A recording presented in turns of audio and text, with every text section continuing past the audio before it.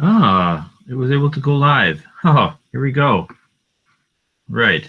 Sorry for the delay. I don't know, what was taking Google so long to get this going, and I also don't know if it will stay, but we'll do the best we can.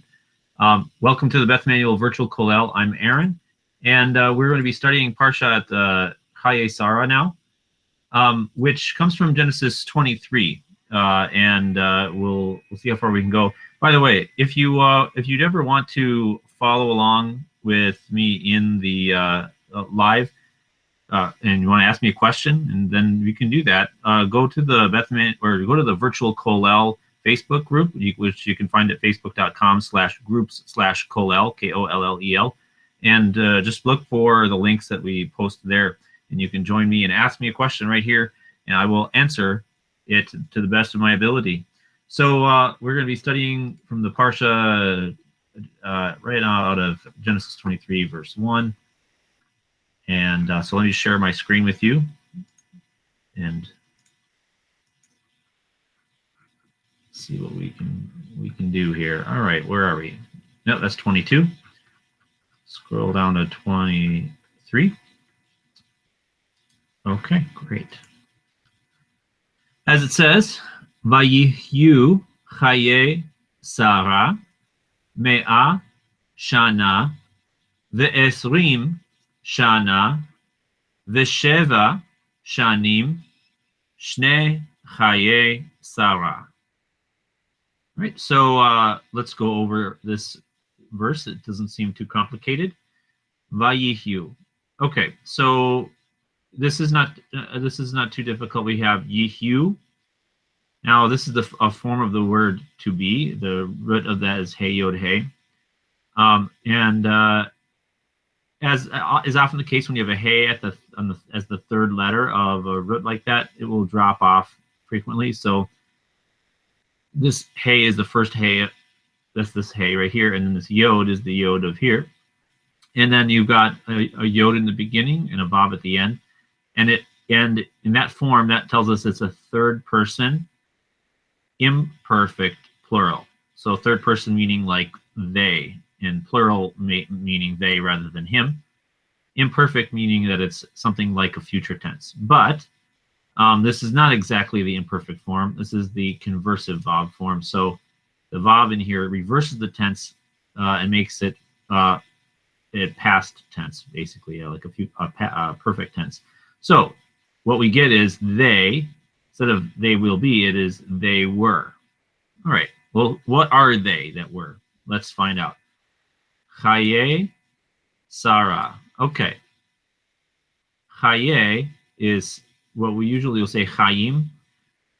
So, okay, chay here is an adjective. It gives us this adjective.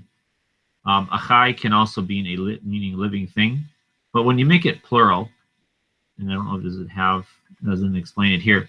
All right, chay means alive or a living thing, but when you make it plural, chayim, it means life. It can mean living things, but it can also mean life as the abstract concept of life. So you heard lechayim, to life, right? That's where that's the word that we're talking about. Now, as is often the case when you want to make a word ending in im and put it in the construct state, which is like where you're describing one noun with another noun. In English, we'll put an of in between the two nouns, and that's how we do that in English. In Hebrew, what happens is that im changes to a, so chayim becomes chayei, and so chayei means chayim of. Okay, so life of, and life of what? Sarah, and that's the name of Sarah, the wife of Abraham. Okay, so why does it say they were when we're talking about the life of Sarah? It's because, as I said, Chaim is plural, and it's something that's always plural. Whenever you're talking about life, we're talking about it with the plural. A living thing is singular, but the abstract concept of life is plural, and so it will always have a plural verb or plural adjectives that will match, right? So we don't translate this as they were, because in English, life is a singular noun. We would say it was.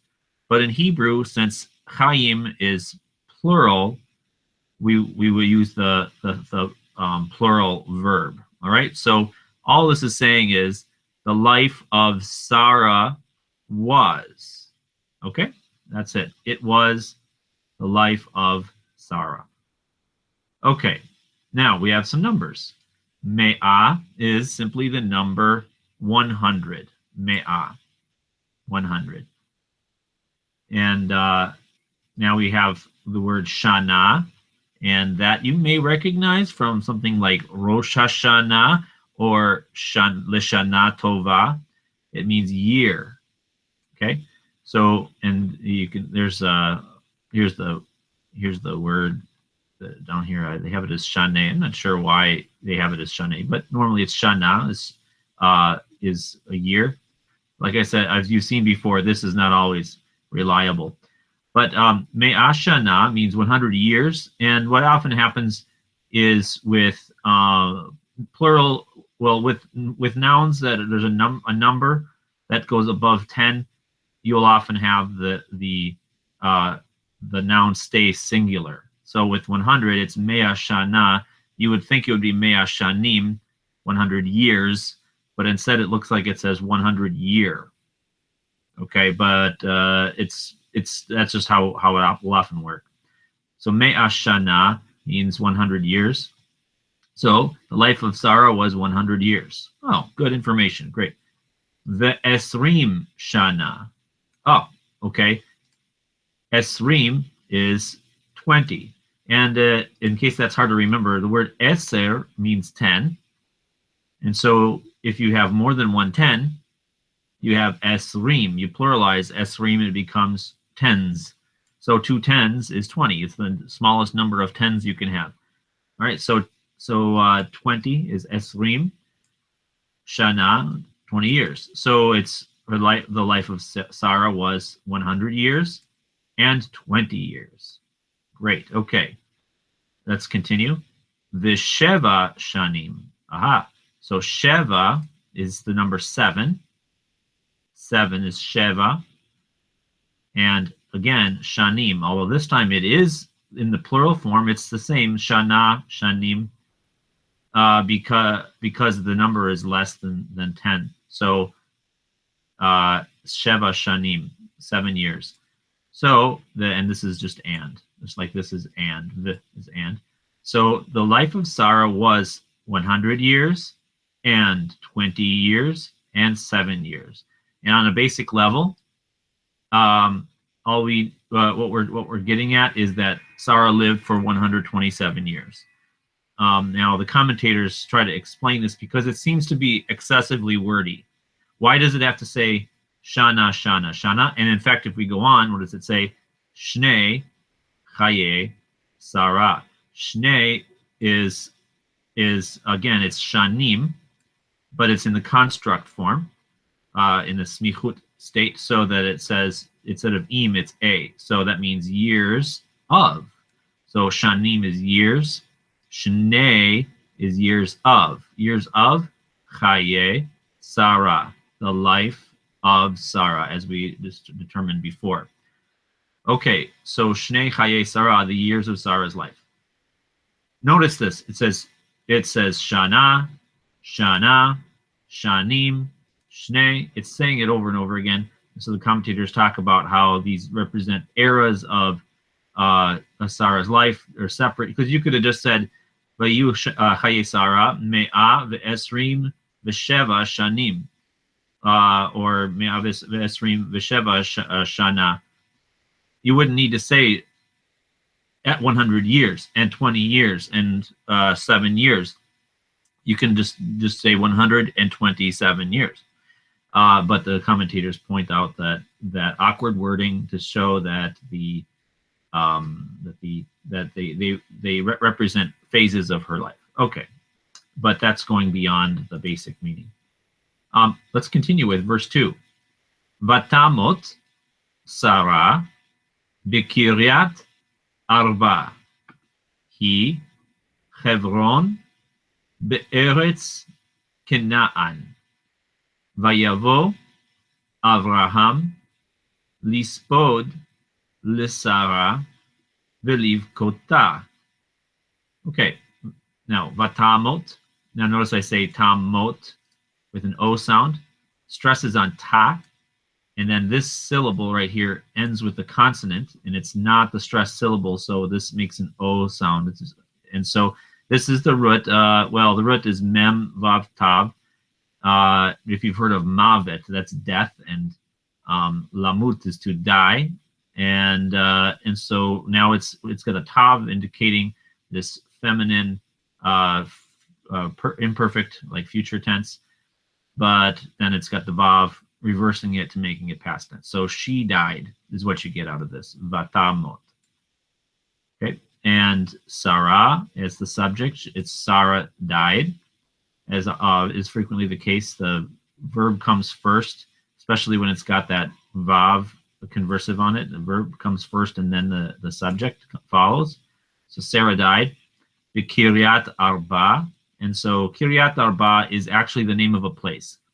The indicating in. Kiryat Arba is the name of this place, and now we have Arba is actually the number 4. So in Kiryat is, well, it would be more Kirya, and then the Tav is indicating that this is in a construct state. Just kind of like the A isn't in a construct state. Well, when you have a word that ends with at, with a, it becomes at when it's in the construct state. It's a feminine. So Kiri, which, okay, I should mention to you, you would think then that Shnei, Shana would become Shanot, and then the construct would be Shnat or Shnot, I guess, with the plural. But Shanim, at least the way it's used here in Biblical Hebrew, is a masculine noun that just happens to have a feminine-looking morphology. It's just tricking you. But Kiryat, there's got the feminine form, and so it's the Kirya is a village, city, a city. So it's 4 city is the name of the place. City of 4. Why is it called City of 4? Well, that's for the commentators to tell you, but I think it has to do with 4. I think they say it's got 4 prominent people in it, and maybe giants or something like that. I'm sure the Midrash goes on about that. And then this word here is kind of curious. The word is he.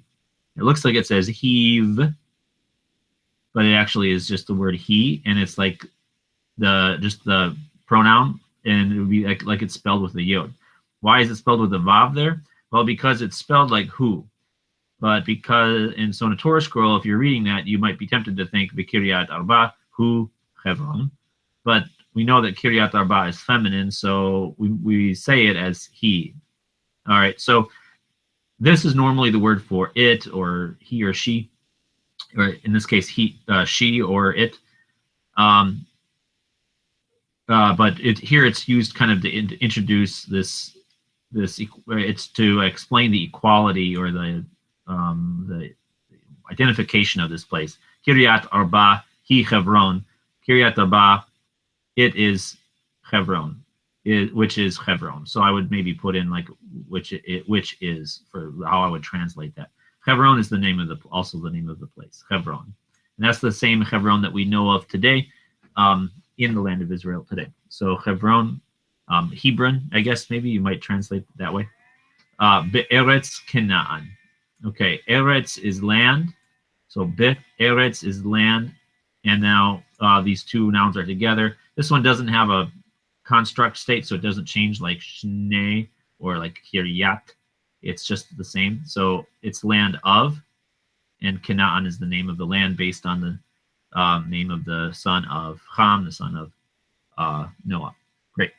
So Sarah died in a city called Kiryat Arba, or the city of 4, which is Hebron, and it's in the land of Canaan, of Canaan. V'yavo Avraham. Okay, so this is back to this conversive vav form. We're just kind of flowing with the narrative. The root of this is bo, beit vav aleph, and that means come.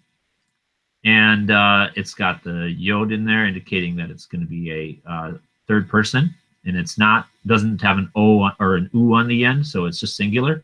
So he will come, yavo, but it's got the vav conversive form, so it's really more like past tense. So and he came.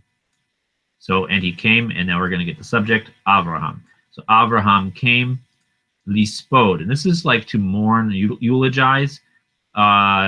So to like hold a funeral, right? To talk about to lament the person who died, the deceased. All right, lispod, and this is in the infinitive form. So the lamed in the beginning is technically a preposition, but it's kind of interesting that it happens to parallel English, in that when we're using the infinitive form in English, that's like to eat, to mourn, to go, and we use that word to before we use that form.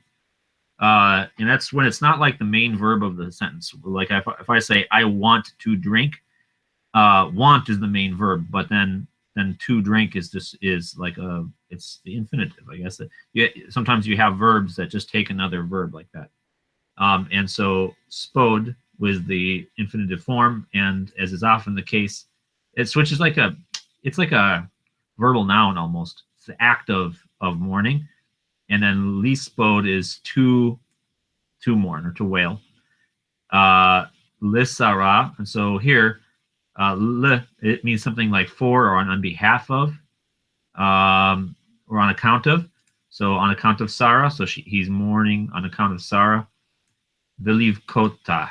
Okay, so this is interesting. We have the on the end. That's the suffix that means her. It's the pronominal suffix. So, and then here we've got the infinitive form again. The infinitive form, like I said, often has that l in the beginning. Not always in biblical Hebrew. Almost always in modern Hebrew, but not always in biblical Hebrew.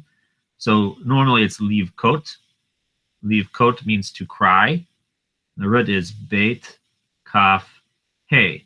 And then in the infinitive form, words that end with a hey, or that have a hey as the third letter of the root, become ot on the end. So leave kot. And that's just something you learn, right? Leave kot, and then meaning her. So to cry, and then I guess to over her. In English, we need to put in some kind of preposition in order to make that make sense. So we'll leave kota, to cry about her. All right, so now we have translated this verse, and we've gone over the whole thing. Sarah died in city of four, or Kiryat Arba, which is Hebron, in the land of Canaan. And Abraham came to mourn for Sarah and to cry over her. Great. That's as far as we'll go today. And I hope to see you again later this week. Maybe we'll study a couple more times and get a few more verses done. Until then, have a great week.